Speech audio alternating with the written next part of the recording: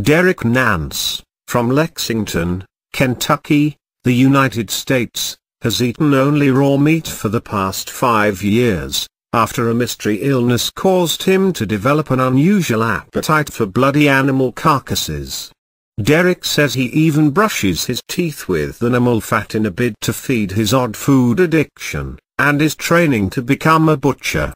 He claims that he never gets sick of eating the same thing, and feels better than ever, adding, "The idea of cooked meat no longer appeals. It just tastes burned." He said that doctors thought he developed a food allergy when everything he ate started making him sick almost 6 years ago. To combat his sudden weight loss, he scoured the internet to find treatment plans and diets.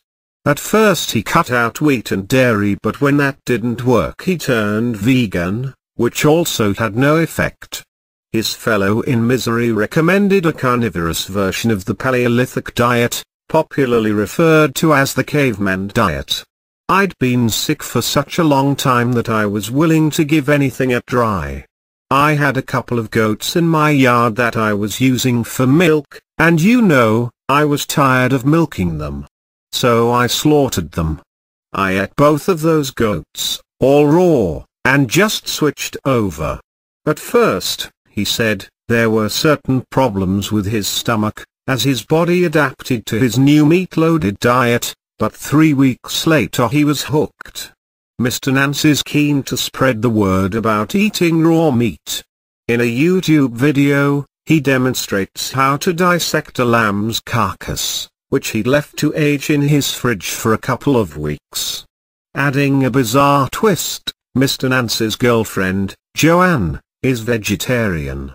However, she only recently decided to stick to greens and has tried her beau's diet in the past. She says she understands that he must restrict his diet for health reasons, and feels lucky that she can eat anything. However, some people are less understanding about Mr. Nance's habits. The former electrician says that his family think he's lost it and at the deep end of insane.